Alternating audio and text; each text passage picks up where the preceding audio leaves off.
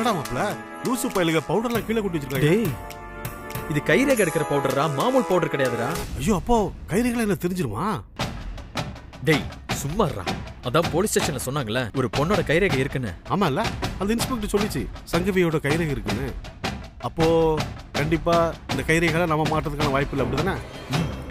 என்னையா வாட்ச்மேன் நீ இவ்வளோ பெரிய வீட்டுக்கு வாட்ச்மேனா இருக்க இது கூட தெரியலங்கிற? வா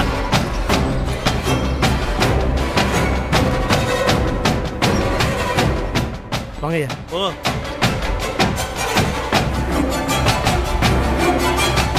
யோ கேட்டதுக்கு பதில் சொல்லியா? ஐயா நான் முடிச்சுதான் இருந்தேன், எனக்கு ஒரு சத்தமும் கேட்கலங்கய்யா. அவனுக்கு எப்படி வீட்டுக்குள்ள வந்தாங்கன்னு எனக்கு தெரியலங்கய்யா, முதல்ல சொன்னேன். சரி போ. வராங்க போயிடலாம்.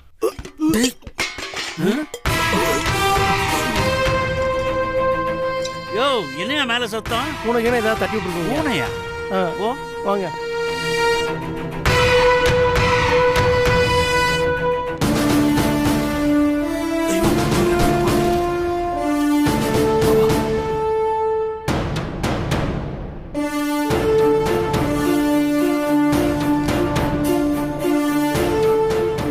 நீங்களே பாருங்க. ஏயா இந்த ரூம்ல தான் சத்தம் வந்த மாதிரி இருந்துச்சு. அதாங்க பூனைக்கு ஏதாவது தட்டி விட்டுருக்கான். ஓஹோ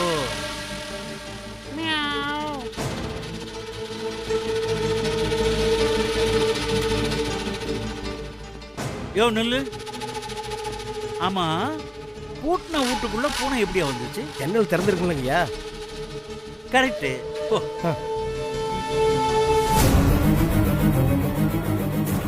எப்படி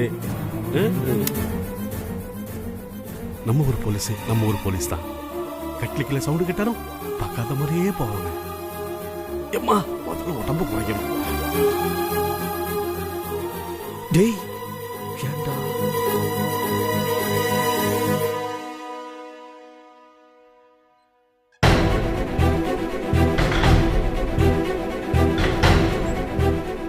டேய் மாப்ள நான் ஒத்துக்கிறேன்டா, நம்ம ஊர் போலீஸ்காரங்க புத்திசாலி தான். வா போலாம். டேய் டேய் அங்க ஏன்டா போற, இப்படி வாடா. மறந்துட்டா.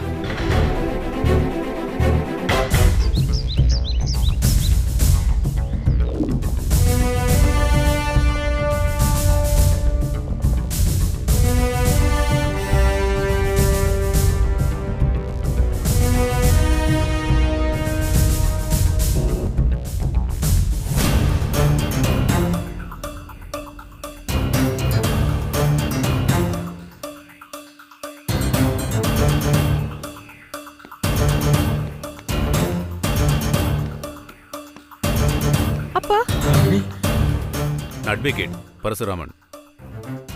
உட்காருங்க. தேங்க்யூ.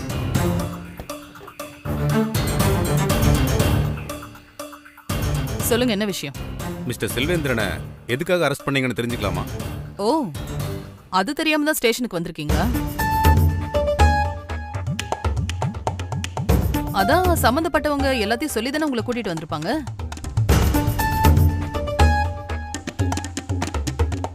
நீங்க நேரடியா விஷயத்துக்கு வாங்க. இந்த பாருங்க மேடம், செல்வேந்திரனா ஒரு பொண்ணு எந்த தப்பும் பண்ணல, அவங்கள வெளியே விட்டுருங்க. நீங்க என்ன ஜட்ஜா? நீங்க சொன்ன உடனே விடுறதுக்கு? இது என்னோட போலீஸ் ஸ்டேஷன். இங்க நான் வச்சது மட்டும்தான் சட்டம். எதுவா இருந்தாலும் கோர்ட்ல பேசிக்கோங்க. ஸ்டேஷன்ல வச்செல்லாம் பேசக்கூடாது. கிளம்புங்க. ரொம்ப நல்லா பேசுறீங்க மேடம். நீங்க இந்த வேலைக்கு வர்றதுக்கு பதிலா வக்கீலா இருக்கலாம். என்ன வக்கீல் ஆகிறதுக்கு நிறைய சட்டம் தெரிஞ்சிருக்கணும். ஒருத்தர் ஸ்டேஷனுக்கு கூட்டு வரும்போது அவர் எதுக்காக அரெஸ்ட் பண்ணியிருக்கோம், எந்த செக்ஷன்ல எஃப்ஐஆர் போடணும், சம்பந்தப்பட்டவரோட குடும்பத்துக்கு இன்ஃபார்ம் பண்ணணும், இதெல்லாம் பண்ணீங்களா?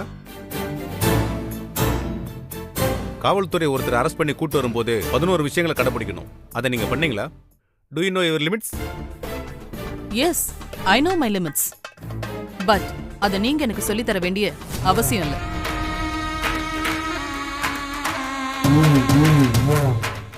செக்ஷன் 165 படி ஒருத்தர சந்தேகத்தின் அடிப்படையில விசாரணை பண்றதுக்கு எனக்கு அதிகாரம் உண்டு. நீங்க கிளம்பலாம். நான் கிளம்புறதுக்காக வரலங்க, செல்வேந்திரனை கூட்டு போக தான் வந்திருக்கேன். தாராளமா கூட்டிட்டு போங்க. ஆனா இப்ப இல்ல, விசாரணை முடிஞ்சதுக்கு அப்புறமா கூட்டிட்டு போங்க. இந்த பாருங்க மேடம், செய்யாத குற்றத்துக்காக ஒருத்தர் அரெஸ்ட் பண்ணி வைக்கிறது செக்ஷன் 342 படி தண்டனைக்குரிய குற்றம்.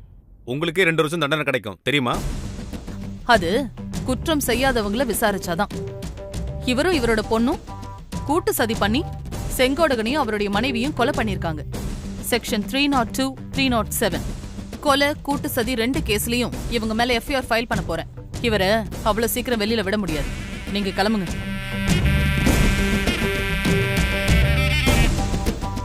இந்த பாருங்க மேடம், சம்பவம் நடந்த அன்னைக்கு செல்வேந்திர ஃபேமிலி யாருமே ஊர்ல இல்ல. வைத்தீஸ்வரன் கோயிலுக்கு போயிருந்தாங்க. அவங்கள கூட்டு போன டிரைவர் இவர்தான். அந்த ட்ரிப் ஷீட் கொடுங்க. இந்தாங்க.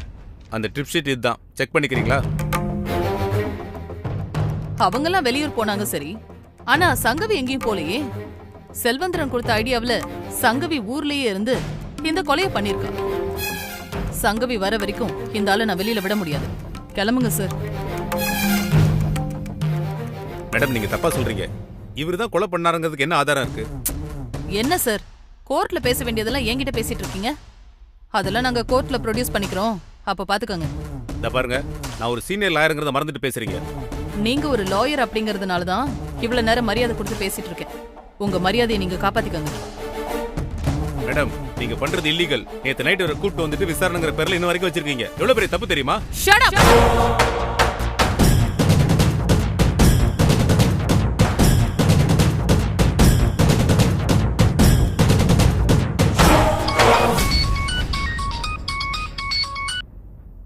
ஹலோ, என்ன சொல்றீங்க? எப்போ? நீங்க அங்க என்ன பண்ணிட்டு இருந்தீங்க? சரி வைங்க, இப்பவே வரேன்.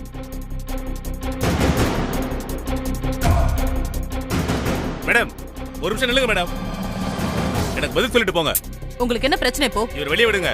குமரேசன் மேடம், முதல்ல வெளியில அனுப்பி தொலைங்க.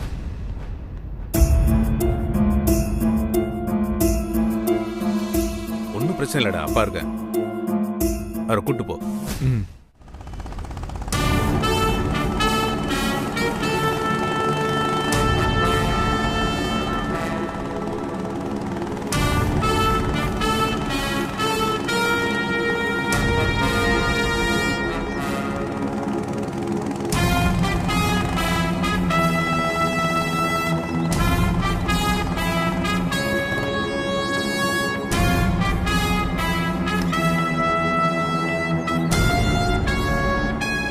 என்னாச்சு? எப்படி நடந்ததுன்னே தெரியல மேடம்.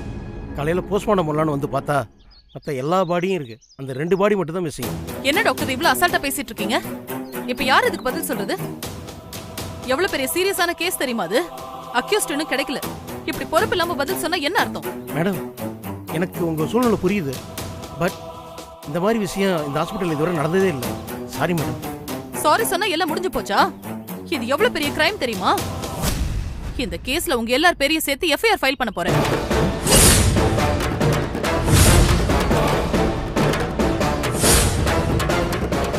மேடம், நேற்று நைட்டு கூட எல்லாத்தையும் செக் பண்ணிட்டு தான் மேடம் போனோம். காலைல வந்து பார்த்தா காணோம். எங்களுக்கே ரொம்ப ஆச்சரியமா இருக்கு. ஆமாம் மேடம், நேற்று நான் தான் டியூட்டி பார்த்தேன். கதவெல்லாம் லாக் பண்ணியாச்சு. அதையும் மீறி பாடி எப்படி காணாமல் போச்சுன்னு தெரியல மேடம். இத்தனைக்கும் மார்ச் வரைக்குள்ள பாடி தூக்குனதுக்கான எந்த அடையாளமும் இல்லை.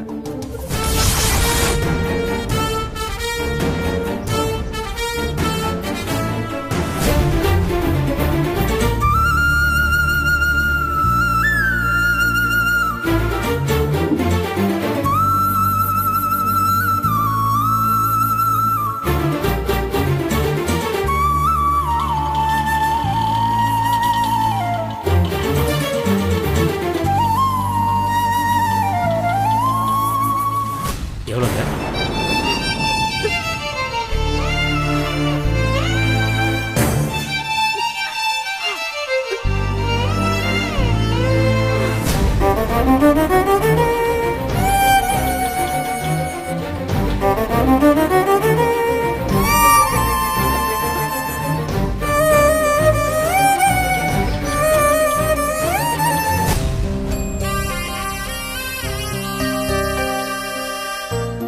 நல்ல வேளை அந்த போலீஸ்காரி உங்களை விட்டுட்டா. என்னங்க சொன்ன அந்த போலீஸ்காரி? சங்கவியை விட்டுருவாள்ல? சங்கவி வீட்டுக்கு வரல? இன்னும் வரலங்க. எல்லா இடமும் தேடி பார்த்தாச்சு. அவ எங்க இருக்கானே தெரியல. அவளை சுத்தி என்ன நடக்குதுன்னே தெரியல. முந்தா நேத்து எங்கேயோ மயங்கி விழுந்தேன்னு சொல்லி அவளாவே வீட்டுக்கு வந்துட்டா. ஆனா இன்னைக்கு எங்க மயங்கி விழுந்து கிடக்குறாளோ தெரியலையே.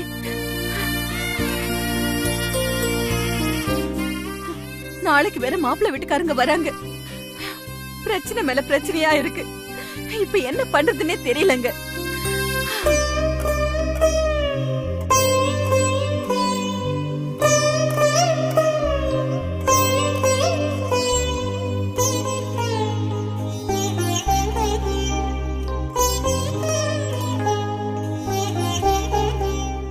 மாப்பிள்ளை வீட்டுக்காரங்கள வரவேணான்னு சொல்ல போறேன். என்னங்க சொல்றீங்க? ஏன் இப்படி ஒரு முடிவு எடுத்தீங்க? எனக்கு வேற வழி தெரியல. என்ன பண்ண சொல்ற? அந்த இன்ஸ்பெக்டர் சங்கவி அரெஸ்ட் பண்ணியே தீர்வுன்னு கங்கணம் கட்டிக்கிட்டு தெரியல.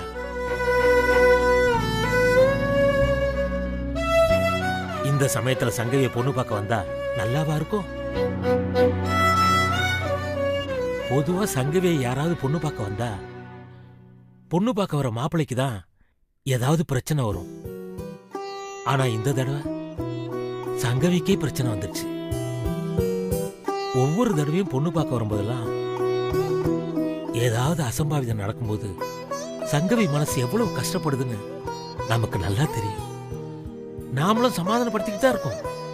ஆனா இந்த தடவை அப்படி ஏதாவது ஒரு அசம்பாவிதம் நடந்துச்சுன்னா அத சங்கவியால நிச்சயமா தாங்கிக்க முடியாது.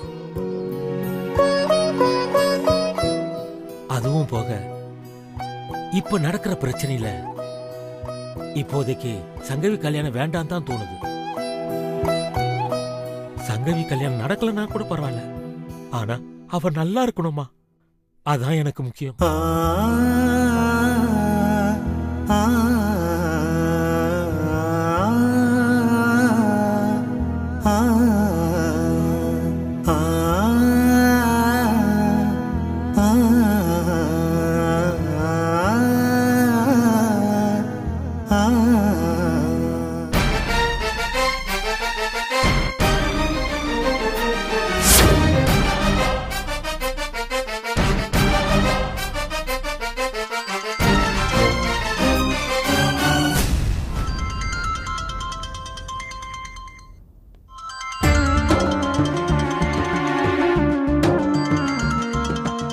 ஏங்க, நான் தான் சொல்லிட்டேன்ல, திரும்ப திரும்ப அதையே பேசிட்டு இருக்கீங்க நீங்க. அப்பா போன். நீயே பேசு. இத பாருங்க, ஒரு விஷயத்தை தெளிவா புரிஞ்சுக்கங்க.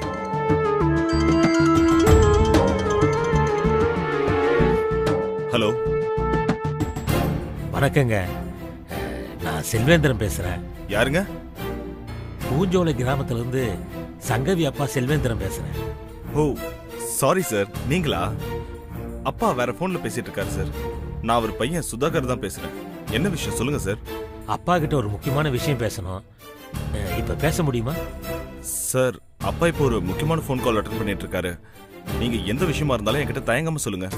ஏன்னா எனக்கும் எங்க அப்பாவுக்கும் இடையில எந்த ஒரு ஒளிவு மறைவும் கிடையாது. என் அப்பா கிட்ட சொல்றதும் ஒண்ணுதான், என் கிட்ட சொல்றதும் ஒண்ணுதான். என்ன விஷயம் சார், சொல்லுங்க. இல்ல, நாளைக்கு அப்பா பொண்ணு பார்க்க வர்றதா சொல்லியிருந்தாரு. ஆமா. நாளைக்கு வர வேணான்னு சொல்றதுக்காக தான் போன் பண்ணேன். ஏன்? அது ஒண்ணும் இல்ல, எப்படி சொல்றதுன்னு தான் தெரியல. என் பொண்ண போலீஸ் தேடிக்கிட்டு இருக்கு. ஏன்? நான் ஒரு எஸ்டேட்ல மேனேஜரா வேலை பார்க்கறேன். அந்த எஸ்டேட் முதலாளிய யாரோ கொலை பண்ணிட்டாங்க. என் பொண்ணு தான் கொலை பண்ணிட்டான்னு போலீஸ் சந்தேகப்படுது. சந்தேகம் மட்டும் இல்லைங்க, கன்ஃபார்மே பண்ணிட்டாங்க.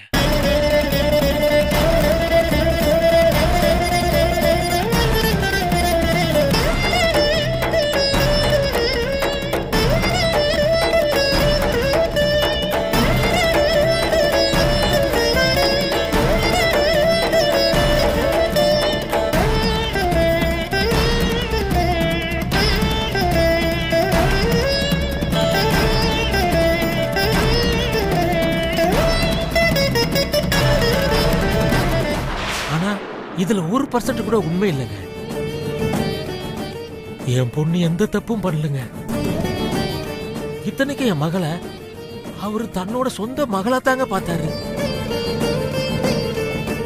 அது மட்டும் இல்லைங்க, என் குடும்பத்துல யார் செஞ்ச பாவமோ தெரியல, என் பொண்ணை பார்க்க வரவங்களுக்கெல்லாம் பொண்ணு மாப்பிள்ளைக்கோ இல்ல அவங்க குடும்பத்தை சேர்ந்தவங்களுக்கோ ஏதாவது உயிர் போற பாதிப்பு வந்துடுதுங்க. நாங்களும் இந்த சம்பந்தம் முடியும்னு ஆசையோடு தான் இருப்போம். ஆனா ஒரு சம்பந்தமும் முடிய மாட்டேங்குதே. என் பொண்ணு தலையில என்ன எழுதியிருக்கும் அப்படியே நடக்கட்டும். ஒரு பொம்பளை பிள்ளைய பெத்தவன் 1000 பொய் சொல்லியாவது கல்யாணத்தை நடத்த பார்ப்பான். ஆனா நான் எல்லா உண்மையும் சொல்லி இந்த கல்யாணம் நடக்காது வேண்டான்னு சொல்றேன். என்னோட இந்த நிலைமை உலகத்துல வேற எந்த தகப்பனுக்கும் வரக்கூடாது. இத சொல்றதுக்காக தாங்க உங்களுக்கு ஃபோன் பண்ணேன். வச்சிட்டுங்களா? சார் போனை வச்சிடாதீங்க. ஒரு நிமிஷம் நான் சொல்றதை கேளுங்க. இங்க பாருங்க, நான் போலீஸ் டிபார்ட்மெண்ட்ல வேலை செய்யறேன்னு உங்களுக்கு தெரியுமா? தெரியுங்க, அப்பா சொன்னாரு. நான் எந்த போஸ்டிங்ல இருக்கேன்னு உங்களுக்கு தெரியுமா? தெரியாதுங்க. Assistant commissioner.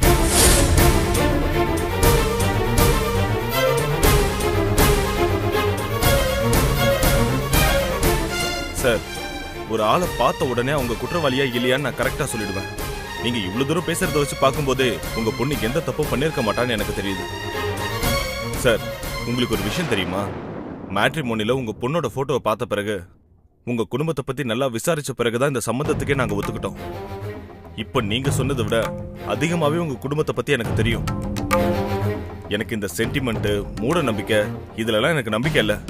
நாங்க சொன்ன மாதிரி கண்டிப்பா நாளைக்கு வருவோம். உங்க பொண்ணுக்கு என்ன நடக்குது, என்ன நடந்தது எல்லாத்தையும் நான் விசாரிச்சுக்கிறேன். இத உங்க வீட்டுக்கு சம்பந்தம் பேச வர ஒரு மாப்பிள்ளையா நான் சொல்லல, ஒரு போலீஸ் ஆபீசரா இந்த கேஸ்ல என்ன நடக்குதுன்னு நான் தெரிஞ்சுக்க விரும்புறேன். ஒரு நிரபராதியை குற்றவாளியா ஆக்கிடக்கூடாதுன்னு நம்ம நாட்டுடைய சட்டம் சொல்லுது. உங்க பொண்ணு நிரபராதியா இருந்தா அவங்களை குற்றவாளி ஆக்க நான் விட மாட்டேன். கண்டிப்பா நாளைக்கு நாங்க வருவோம். இல்லைங்க, அது நீங்க எதுவுமே சொல்ல வேண்டாம். நீங்க பேசுனதை வச்சு நீங்க யாரு, உங்க குடும்பம் எப்படிப்பட்டதுன்னு எல்லாத்தையும் என்னால கணிக்க முடியும். கண்டிப்பா நாளைக்கு நான் உங்க வீட்டுக்கு வரேன். இதை நான் ஒரு அசிஸ்டன்ட் கமிஷனரா சொல்றேன். ஹலோ,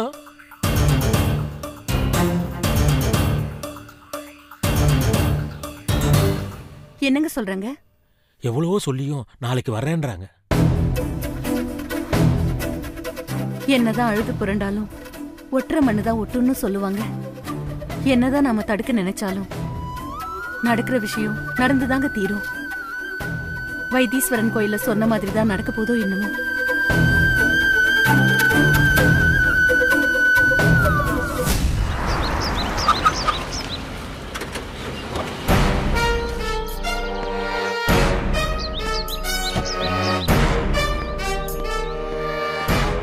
இந்த ஃபைல் அங்கேயே வச்சிருக்கேன்.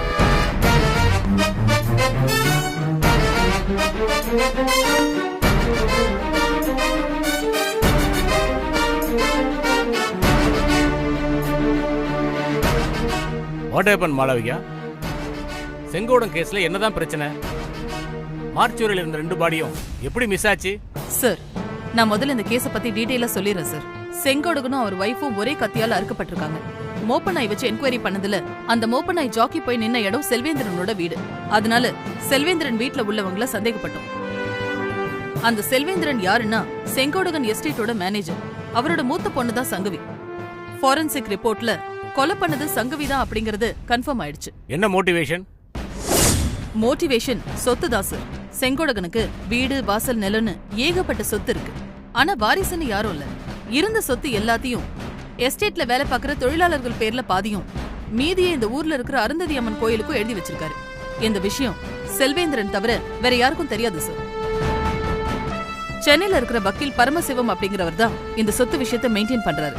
இந்த விஷயத்த செல்வேந்திரனே என்கிட்ட உளறிட்டாரு சார். சோ கேஸ் நான் இந்த ரூட்ல விசாரிக்கிறப்பதான் செல்வேந்திரன் சொத்துக்கு ஆசைப்பட்டு தான் மேல சந்தேகம் வராதபடி பக்கா பிளான் பண்ணி சங்கவியை வச்சு இந்த கொலையை பண்ணிருக்காரு. அவரும் ஊர்ல இல்லாத மாதிரி பாத்துக்கிட்டாரு சார். இந்த கேஸ பொறுத்த வரைக்கும் ஊர் மக்களுடைய சப்போர்ட் செல்வேந்திரனுக்கு அதிகமா இருக்கு சார். அதனால முதல்ல கொலையாளி சங்கவி அரெஸ்ட் பண்ணி அவ மூலமா எல்லாத்தையும் ப்ரூவ் பண்ணி மொத்த குடும்பத்தையும் உள்ள தள்ளுறதுதான் என்னோட பிளான் சார்.